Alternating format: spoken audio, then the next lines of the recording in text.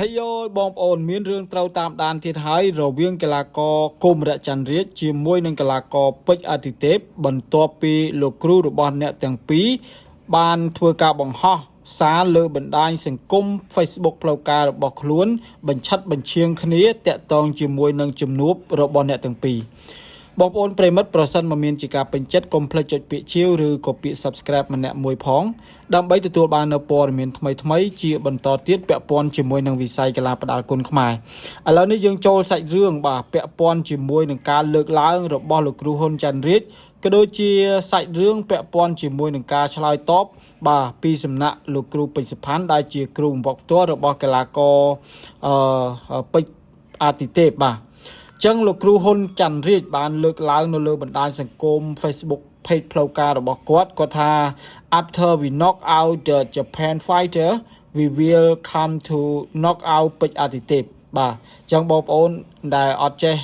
គេហៅថាស្ដាប់អង់គ្លេសអត់បានបាទខ្ញុំធ្វើការបកប្រែឲ្យបាទចឹងលោកគ្រូហ៊ុនច័ន្ទរាជគាត់បានលើកឡើងថាបន្ទាប់ពីគាត់បានថាផ្ដួលកីឡាករជប៉ុនឲ្យស្លាប់គាត់នឹងមកវាយជាមួយនឹងកីឡាករពេជ្រអាទិទេពឲ្យស្លាប់វិញម្ដងបាទអញ្ចឹងមានន័យថាគាត់ទៅវាយជប៉ុនឲ្យស្លាប់ហើយគាត់មកវាយពេជ្រអាទិទេពឲ្យស្លាប់ទៀតបាទអើយយបាទលក្ខណៈថាលើកឡើងបែបនេះលក្ខណៈថាច្បាស់ហ្មងបងប្អូនបាទសឹងថាច្បាស់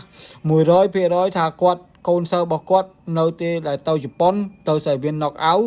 នឹងផ្ដួលដៃគូបន្ទាប់ពីផ្ដួលកីឡាករជប៉ុនហើយគាត់នឹងមកផ្ដួលកីឡាករពេជ្រអាទិទេពនៅស្រុកខ្មែរទៀតបាទអូយយោយបាទគឺកក្រើកមែនតើណាស់បាទកក្រើកមែនតើណាស់រវាងពេជ្រអាទិទេពជាមួយនឹងកីឡាករគុំរៈច័ន្ទរាជបាទហើយជាការឆ្លើយតបពីសំណាក់លោកគ្រូពេជ្រសុផាន់ដែលជាដែលយើងស្គាល់ថាជាគ្រូរបស់បាទកីឡាករពេជ្រអាទិទេពគាត់បានឆ្លើយភ្លាមតែម្ដងបងប្អូនបាទគ្រាន់តែឃើញបាទឆ្លើយតែម្ដងបាទគាត់ដាក់ឆ្លើយបែបសាបបាទចាំទទួលជានិច្ច Are you okay បាទគុំរៈច័ន្ទរាជប៉ះជាមួយនឹងកីឡាករពេជ្រអាទិទេពអូយយបាទ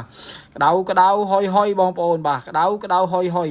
ប៉ះទាំងគ្រូប៉ះទាំងសិស្សបាទបងប្អូនបាទ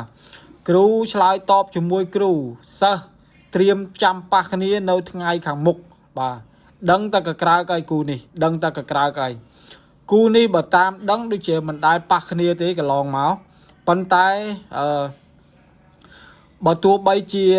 កីឡាករ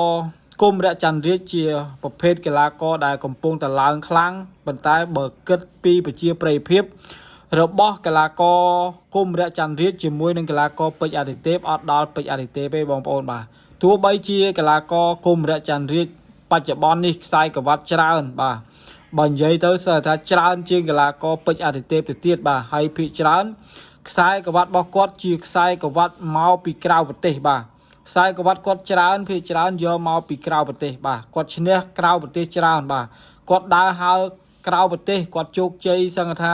ជោគជ័យជាងនៅស្រុកខ្មែរផងបាទសម្រាប់កីឡាករគុំរៈច័ន្ទរាជតាមរយៈលោកគ្រូហ៊ុនច័ន្ទរាជព្រោះលោកគ្រូហ៊ុនច័ន្ទរាជបាទគឺជាកីឡាករដែលគេហៅ